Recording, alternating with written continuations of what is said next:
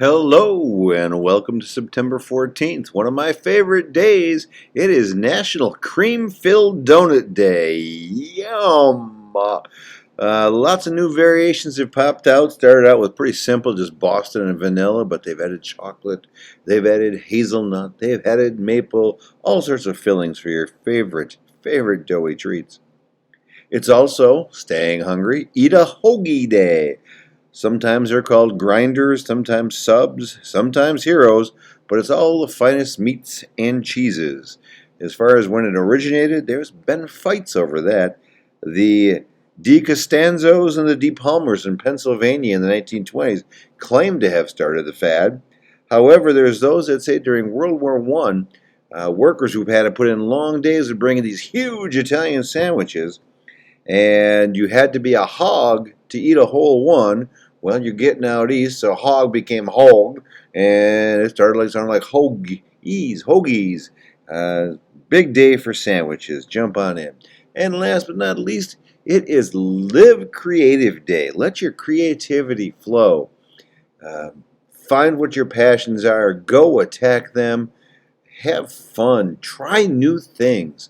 Live Creative Day.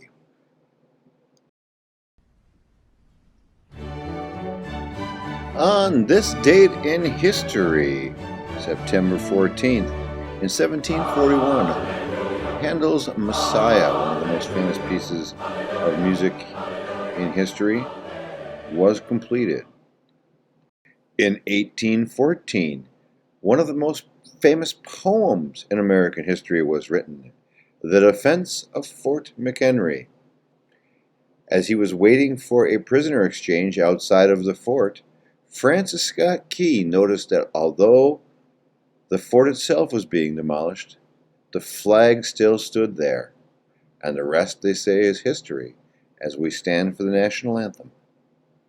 1901, a few days after President McKinley was assassinated in Buffalo at the Pan American Expo, Vice President Theodore Roosevelt was sworn in and would become President of the United States of America.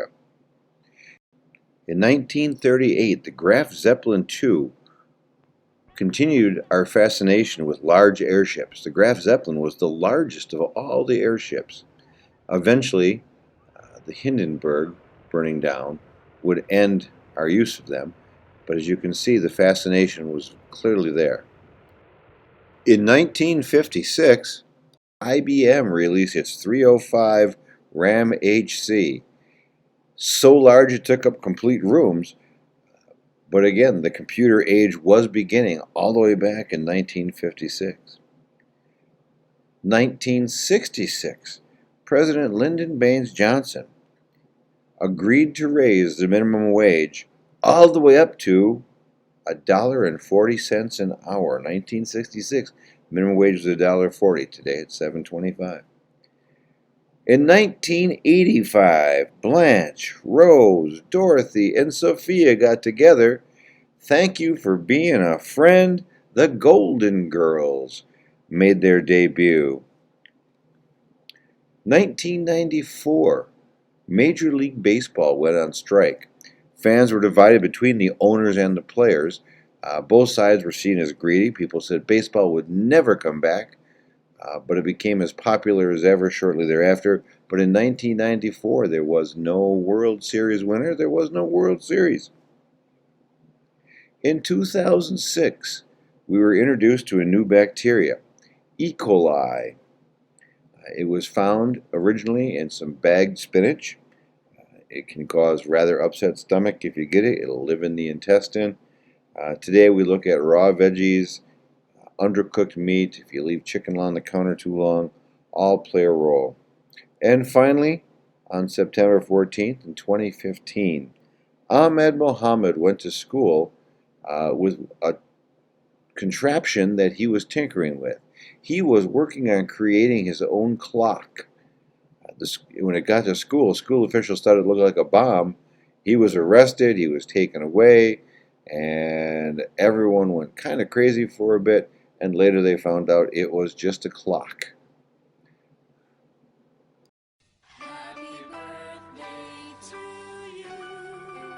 And a few birthdays today. Start with John Gutfreund, who was known as the King of Wall Street. He took his private financial investment company and turned it into a public company, and it took off like gangbusters, leading the way for many others to do the same in the 80s. And the only other birthday I have today, uh, great voice, great soul singer, Amy Winehouse. She battled drug and alcohol addictions and passed away a few years back. But again, just an incredible soulful voice. Well, gang, that will wrap up September 14th. You know the drill. Expect to see it from you. As always, be kind to one another. See you tomorrow.